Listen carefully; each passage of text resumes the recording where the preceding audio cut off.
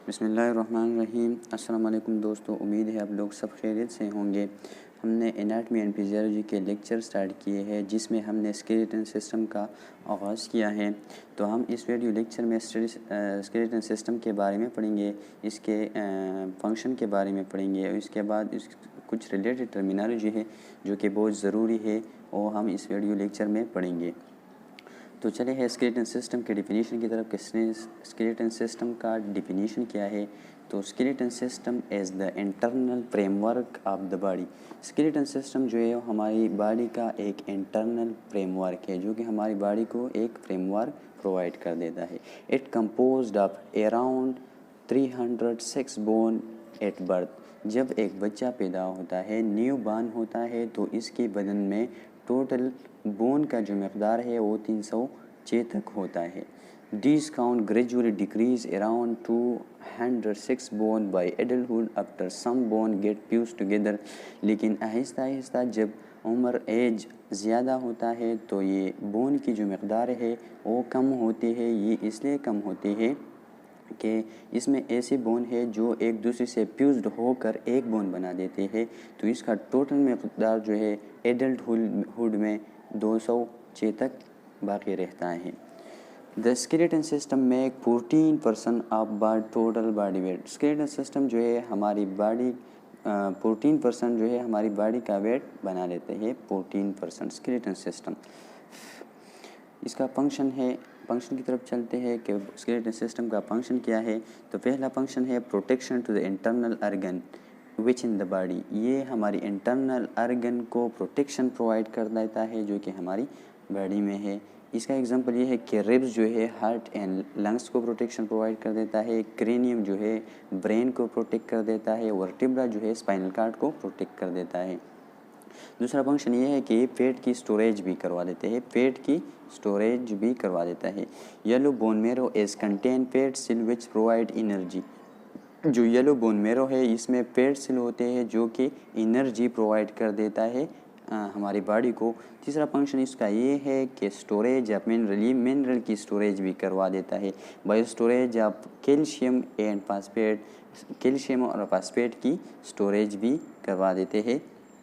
इसका चौथा फंक्शन है blood cell formation by the process of haematopoiesis. It make blood cell. ये blood cell की फॉर्मेशन भी करवा देता है। जिस प्रोसेस में ये ब्लड सेल मतलब ब्लड बनते हैं, इस प्रोसेस को हेमाटोपोइसिस कहा जाता है। पांचवा फंक्शन इसका ये है give shape to the body. ये हमारी बॉडी को शेप भी देते हैं, हमारी बॉडी को शेप प्रोवाइड कर देता है। सिक्सवा फंक्शन इसका ये है कि अलाउ मूवमेंट। इसकी वजह से हम मूवमेंट भी आसानी से कर सकते हैं। इसके बाद है टर्मिनोलॉजीज रिलेटेड टू बोन। ये बहुत अहम है क्योंकि इसका सीखना हमारे लिए बहुत ज़रूरी है जो कि बोन से रिलेटेड टर्मिनोलॉजी है। पहला टर्मिनोलॉजी है ओस। ओस का मतलब है, ये लैटिन वर्ड है, इसका मतलब है बोन। लैटिन वर्ड बोन मतलब है। दूसरा है ऑस्टियो। ऑस्टियो ग्रीक वर्ड है, इसका मतलब भी है bone. Osteology study of bone. जब हम बोन के बारे में स्टडी करते हैं तो इसको ऑस्टियोलॉजी कहा जाता है। ऑस्टियोमाइलाइटिस। आइटिस का मतलब है, जहाँ भी ये लफ्ज़ आता है तो इसका मतलब है इन्फ्लेमेशन। तो जब बोन में इन्फ्लेमेशन हो जाए तो इस कंडीशन को ऑस्टियोमाइलाइटिस कहा जाता है। ऑस्टियोपोरोसिस। पोरोसिस मीन होल, सुराख। जब बोन में सुराख हो जाए तो इस कंडीशन को ऑस्टियोपोरोसिस कहा जाता है। ऑस्टियोमालाइसिया। ऑस्टियोमालाइसिया मीन सापन। सापन मीन नरम। जब बोन नरम होते हैं तो इस कंडीशन को ऑस्टियोमालाइसिया कहा जाता है। ऑस्टियोसाइट। जो मैच्योर सेल होते हैं हमारी बोन की, उसको ऑस्टियोसाइट कहा जाता है। इसके बाद आते हैं बोन की डिफिनीशन की तरफ कि बोन क्या है। Bone is highly rigid vascularise mineralise connective tissue.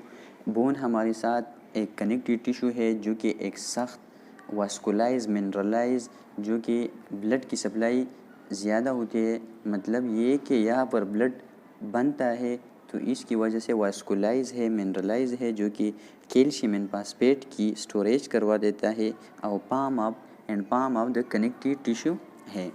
Bone is made of ECM.